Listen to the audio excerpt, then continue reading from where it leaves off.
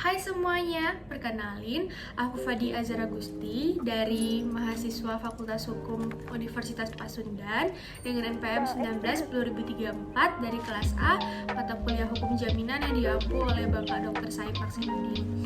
Pada kesempatan kali ini, aku ingin menjelaskan nih kepada kalian tentang hukum jaminan, yang mana pada topik kali ini aku akan berfokus kepada hukum jaminan fidusia.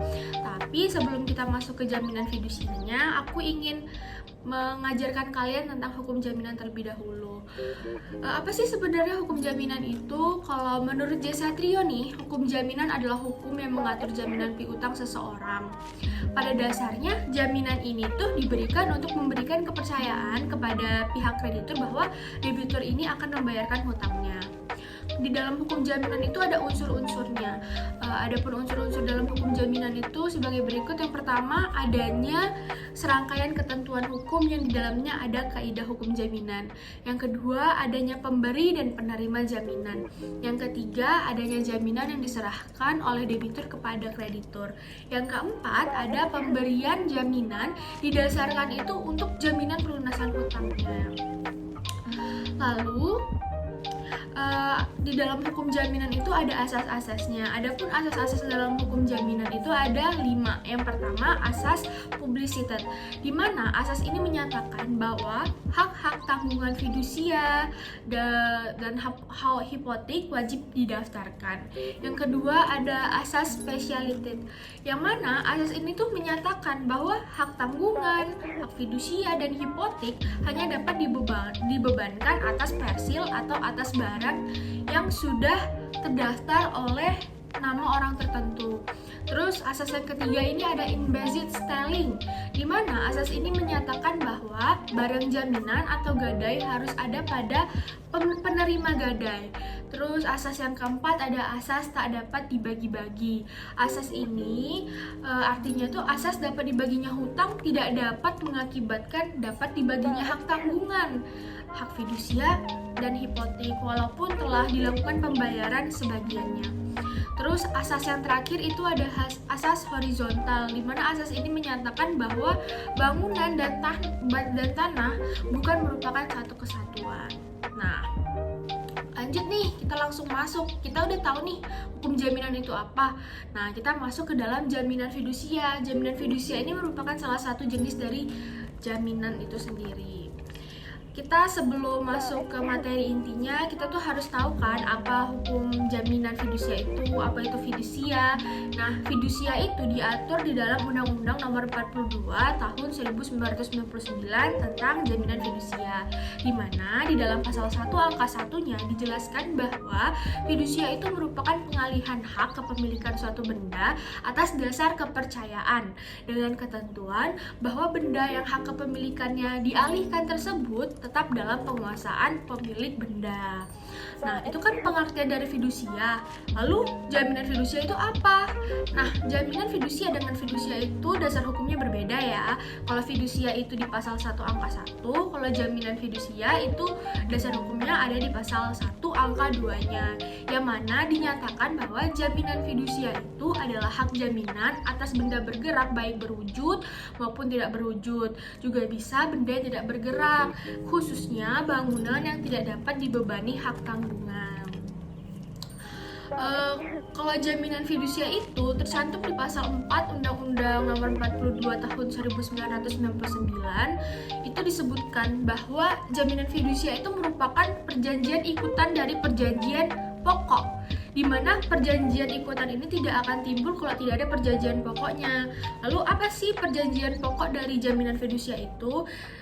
Perjanjian pokoknya itu bisa seperti perjanjian utang, perjanjian kredit, atau perjanjian pinjam-meminjam, di mana dalam perjanjian itu dapat menimbulkan kewajiban bagi para pihaknya untuk memenuhi suatu prestasi, yang mana prestasi di dalam jaminan fidusia ini bisa dinilai dengan uang. Itu yang membedakan perjanjian jaminan fidusia dengan perjanjian lainnya.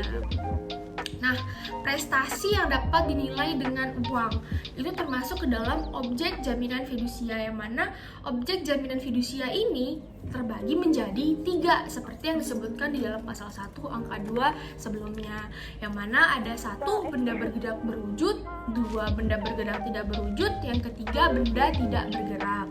Contohnya gimana sih kalau benda bergerak berwujud?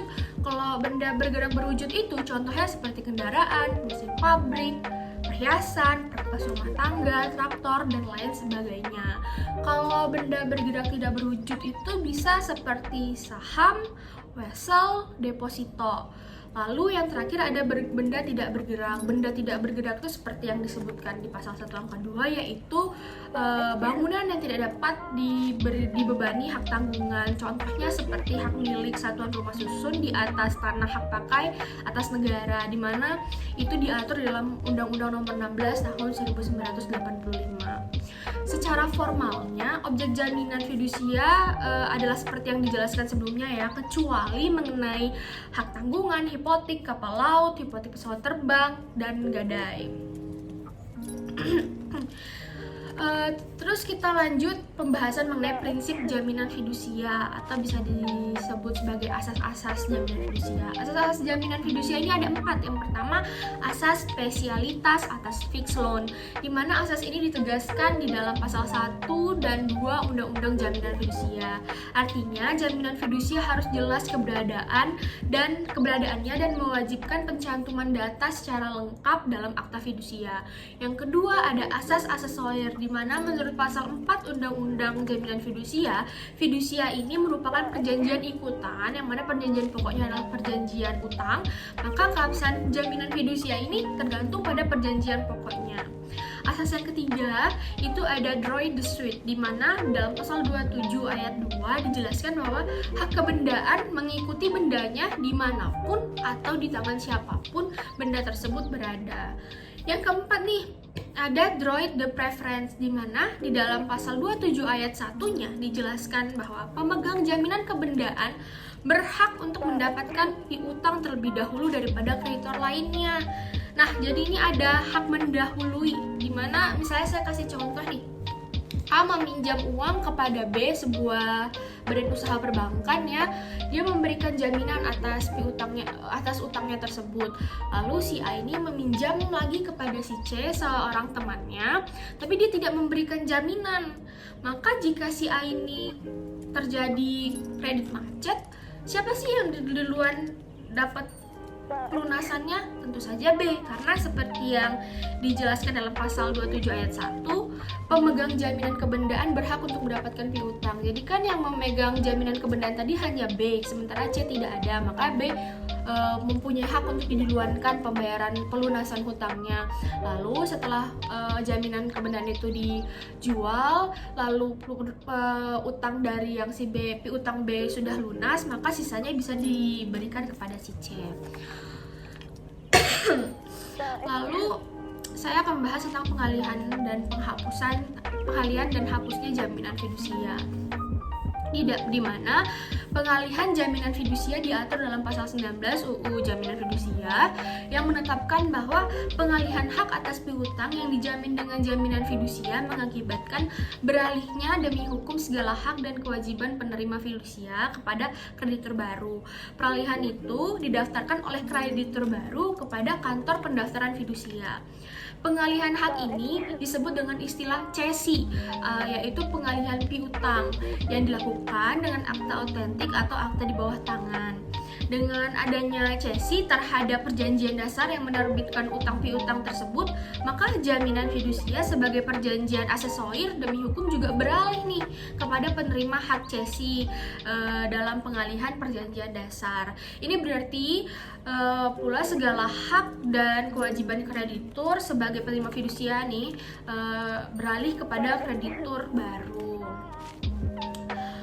Lalu hapusnya jaminan fidusia. Nah, hapusnya jaminan fidusia ini apabila terjadi hal-hal tertentu seperti satu, hapusnya utang yang dijamin oleh jaminan fidusia.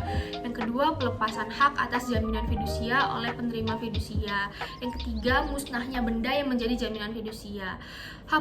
Hapusnya jaminan fidusia karena lunasnya hutang yang dijamin dengan jaminan fidusia adalah konsekuensi logis dari karakter perjanjian asasoir. Jadi jika perjanjian hutang piutangnya atau perjanjian pokoknya tersebut telah hapus atau sudah selesai misalkan, karena sebab apapun maka jaminan fidusia tersebut menjadi hapus pula karena dia itu perjanjian asasoir. Jadi dia itu mengikuti perjanjian pokoknya. Lalu gimana sih kalau misalkannya debitur macet kredit? Lalu kreditur harus ngapain, harus ngelakuin apa terhadap objeknya. Nah, itu ada disebut namanya eksekusi objek jaminan fidusia, di mana eksekusi objek jaminan fidusia ini dijelaskan bahwa di dalam pasal 15 ayat 3 Undang-Undang Jaminan Fidusia, penerima fidusia mempunyai hak untuk benda yang menjadi objek jaminan fidusia atas kekuasaannya sendiri. Maka karena dia punya nih haknya, dia tuh bisa mengeksekusi objek jaminan fidusia tersebut. Bagaimana caranya? Cara eksekusi objek jaminan fidusia itu diatur di dalam pasal 29 ayat 1-nya, di mana pelaksanaannya itu bisa dilakukan dengan 3 cara. Yang pertama, pelaksanaan titel eksekutorial. Yang kedua, menjual atas kekuasaan sendiri melalui pelelangan umum. Yang ketiga, penjualan di bawah tangan. Dimana kalau penjualan di bawah tangan ini tuh harus dengan kesepakatan nih antara pemberi dan penerima fidusia. Kalau misalkannya dengan penjualan di bawah tangan bisa mendapatkan untung yang lebih banyak, maka bisa saja dilakukan. Nah, gitu. Jadi objek jaminan ini dapat dieksekusi apabila telah disepakati para pihak bahwa debitur ini telah cedera janji. Kalau dia tidak cedera janji, maka belum bisa dilakukan eksekusi terhadap objek jaminan. Nah, eksekusinya ini dapat dilakukan dengan pelelangan umum atau penjualan di bawah tangan apabila itu dapat menguntungkan. Mungkin itu saja yang dapat saya jelaskan, dapat saya berikan.